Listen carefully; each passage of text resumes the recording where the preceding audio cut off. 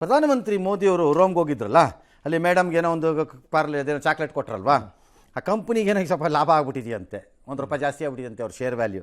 Share ದರ ಜಾಸ್ತಿ ಆದರೆ ನಾಳೆ ಬಿದ್ದೋಗುತ್ತೆ ಏನೋ ಕಾರಣಕ್ಕೆ, ಬಿಡ್ರೆ ಸುಮ್ಮನೆ ಅದೇನು ದೊಡ್ಡದಲ್ಲ. ಸರಿ, ಇನ್ನು ಏನೋ ತಿನ್ನೋರು 4 ಜನ ಈಗ ಎಕ್ಸ್ಟ್ರಾ ಆಗ್ಬೋದು. ಈಗ ನಂತರ ಅಡಿಕ್ಟ್ ಆದವ್ರು ಅದೇ ಇನ್ನೂ 4 ಜನ ಅಡಿಕ್ಟ್ ಆಗ್ಬೋದು. ಆನ್ಲೈನಲ್ಲಿ ಸಿಕ್ಕಾಬಿಟ್ಟು ಆರ್ಡರ್ ಬರ್ತಾ ಇದೆ ಅಂತ. ಅದೇ ಹೇಳಿದ್ ನಾ. ಈಗ ನಾವೆಲ್ಲ ನಮ್ಗೊಂಥರ ಅಡಿಕ್ಟೆಡ್ ಅದು. ನಮ್ಮ ಕಾರಲ್ಲಿ ಇರುತ್ತೆ, ಯಾವಾಗಲೂ ಮೂಡ್ ಬಂದಾಗ ಒಂದು ಬ್ಯಾಗ್ ಹಾಕತ್ತೀವಿ. ಓಕೆ, ಅಡಿಕ್ಟೆಡ್ ಥರ. ಅಡಿಕ್ಟೆಡ್ಡೇ ಥರ ಏನು ಬಂತು, ಅದು ಅಡಿಕ್ಷನ್ನೇ. ಅದು ಅಡಿಕ್ಷನ್ನೇ. ಒಂದು ದಿನಕ್ಕೆ 1-2 ಆಗತ್ತೆ ಆ ಥರದ್ದು.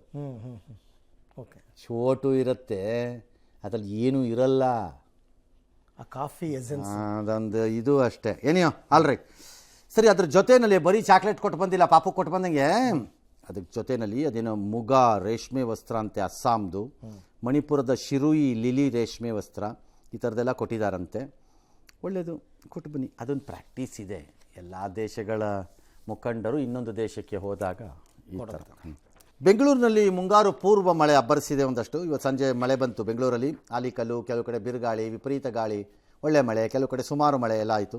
ಎಂದಿನಂತೆ ಮರಗಳು ಬಿದ್ದವು. ಬೀಳದಿದ್ದರೆ ಸುದ್ದಿ, ಬಿದ್ದರೆ ಸುದ್ದಿ ಅಲ್ಲ. ಗಾಡಿಗಳು ನಾಶವಾದರೆ ಸುದ್ದಿ ಅಲ್ಲ, ನಾಶವಾಗದಿದ್ದರೆ ಸುದ್ದಿ. ಮೆಟ್ರೋ ಮಾರ್ಗದಲ್ಲಿ ಕೆಲವು ಕಡೆ ವಿಳಂಬ ಆಗಿದೆ.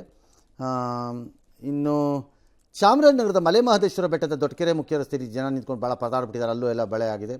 ಇನ್ನು 4 ದಿನ ಮಳೆ ಇರಬಹುದು ಅಂತ ಹವಾಮಾನ ಇಲಾಖೆ ಹೇಳ್ತಾ ಇದೆ. ಸದ್ಯದ ಲೆಕ್ಕಾಚಾರಗಳಲ್ಲಿ ಜೂನ್ ಮೊದಲನೇ ವಾರದಲ್ಲಿ ನಮಗೆ ಮುಂಗಾರು ಆಗಮಿಸಬೇಕು.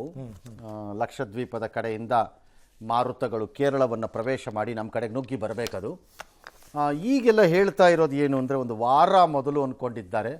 ಸೊ ಪರಿಣಾಮವಾಗಿ ಈ 28 ಈ ತಿಂಗಳ ಅಂತ್ಯದಕ್ಕೇನೆ ಬಹುಶಃ ಮುಂಗಾರು ವಿಲ್ ಸ್ಲೋಲಿ ಸೆಟ್ ಇನ್ ಆಗಬಹುದು ಅಂತಿದ್ದಾರೆ.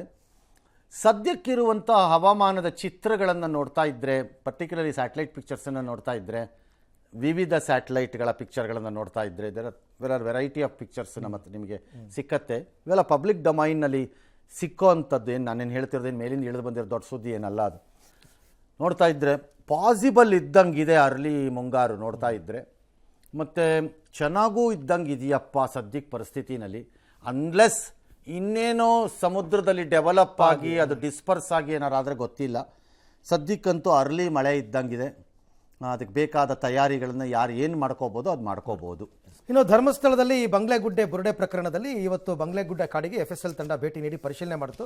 ಆಮೇಲೆ BNS ಸೆಕ್ಷನ್ 183 ಅಡಿ ಹೇಳಿಕೆ ಕೊಟ್ಟಿದ್ದ ಪ್ರದೀಪ್ ಕುಲಾಲ್ ಅಂತಕ್ಕಂಥ ವ್ಯಕ್ತಿ, ತಪ್ಪೊಪ್ಪಿಗೆ ಹೇಳಿಕೆ, ಆತ ಕೂಡ ಬಂದಿದ್ದ. ಎಲ್ಲ ಬುರುಡೆ ಎಲ್ಲ ಹೊರತೆಗೆಯೋ ವಿಡಿಯೋದಲ್ಲಿ ಇದ್ದ. ಒಂದಷ್ಟು ಮಾಹಿತಿ ಕಲೆ ಹಾಕ್ಕೊಂಡು ಅವರು ಬೆಂಗಳೂರು ವಾಪಸ್ಸಾಗಿದ್ದಾರೆ. ಏನ್ರಪ್ಪ ಈ ಬುರುಡೆ ಟೀಮ್ ಕತೆ ಇನ್ನೂ ಬಿಡಲ್ವೇನ್ರಪ್ಪ? ಇನ್ನು ಒಂದು ಬುರುಡೆ ಟೀಮು ಅಧಿಕೃತವಾಗಿ ಅಧಿಕಾರ ಹಿಡ್ಕೊಂಡು ಅಥವಾ ಪೊಲಿಟಿಕಲ್ ಪಾರ್ಟಿಗಳನ್ನು ಕಟ್ಕೊಂಡು ಬುರುಡೆ ಬಿಡ್ತಾರೆ. ಇವು ಹಿಂಗೆ ಬುರುಡೆ ಬಿಡ್ತಾವೆ ಇವು. ಇದು ಇನ್ನೂ ಎಷ್ಟು ದಿನ ಸಾಯಿಸ್ತೀರಿ ಬುರುಡೆ ಟೀಮ್ ಜೊತೆ ನಮ್ಮನ್ನು? ಎಲ್ಲಾದರೂ ಆ ಬುರುಡೆ ಟೀಮ್ ಬಗ್ಗೆ ವೈ ಅಂತ ಬಿಡ್ತಾ ಇದ್ದಾವೆಲ್ಲ ಯಾರು ಪತ್ತೆ ಇಲ್ಲಪ್ಪ. ಬನ್ರಪ್ಪ, ಏಕೆ ಸಾಮಾಜಿಕ ಜಾಲತಾಣ ಸೋಷಿಯಲ್ ಮೀಡಿಯಾ ಹಾಕ್ರಪ್ಪ.